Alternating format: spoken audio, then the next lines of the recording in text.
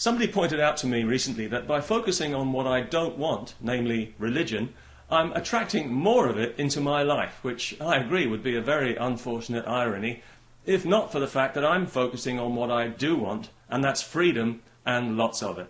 You see, I make these videos not because I despise religion as humanity's way of poking itself in the eye with a sharp stick for no reason, although obviously I do, but because I want to live in a free world full of free people who can say whatever they want to say and who can be whoever they want to be 1000% of the time, and where nobody is allowed to shut them up because their crackpot religious beliefs have been offended.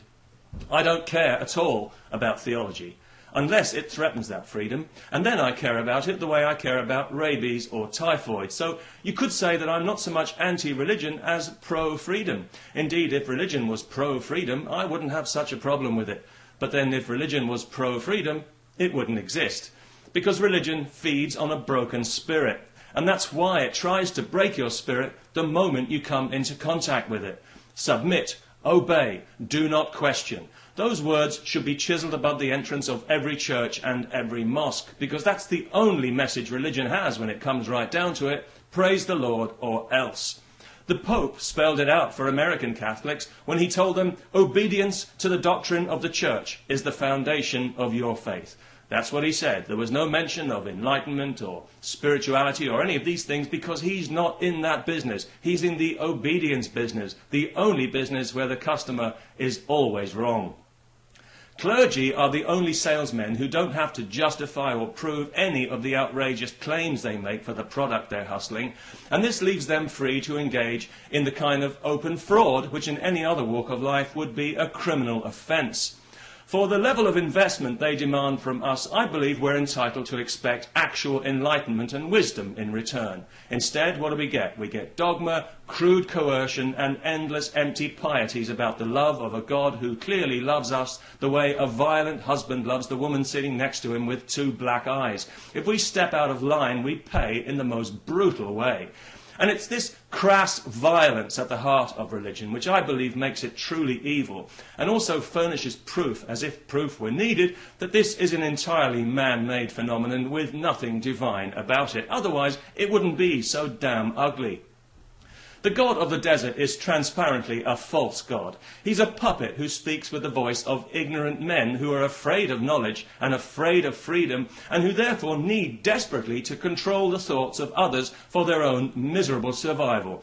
They need us to believe that we're less than we are, and to diminish ourselves in our own minds, to feel small, helpless, in need of salvation. So what do they tell us? They tell us that strength and virtue lie in submission. Yes, of course they do. With our faces in the dust, we are invincible. Isn't that right? And of course, we will live forever, either in eternal bliss or in eternal torment, but that's entirely up to us. Eternal bliss requires that you wear a straitjacket of blind faith, not permanently, just from now until you die, whereas living a joyful, humane, compassionate, but godless life will get you horribly tortured for all eternity. Fear is religion's currency of choice. It's the lowest of human emotions because it's the most crippling emotion, and this is why it's religion's currency of choice. It's pretty obvious when you think about it, but hey, don't strain yourselves.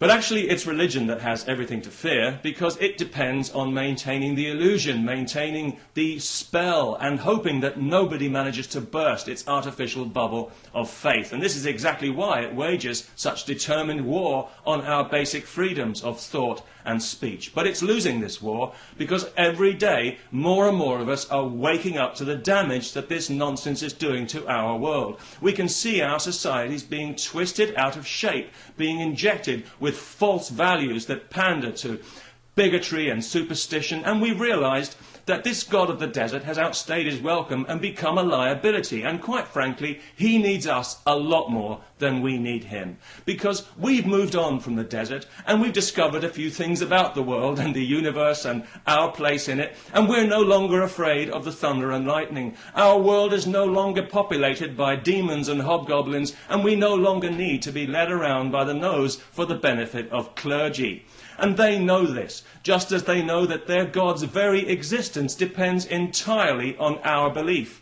Belief without evidence and belief that defies reason. And when that belief disappears, as one day it certainly will, this ridiculous God will disappear with it, instantly and forever. He won't be able to vent his wrath or visit retribution on anyone, because he won't exist. He'll evaporate quicker than common sense in a creation museum, and his vast army of controlling, parasitical clergy will find themselves briefly, cartoon-like, in mid-air before dropping like fleas into a bucket. That's what I'm looking forward to, and that's what I'm focused on, and it's why I make these videos, because I think we're better than this, and I know we've got the power to withdraw our belief and our consent and put a stop to this nonsense. All we need is the courage. Peace and freedom. Let's not forget the freedom.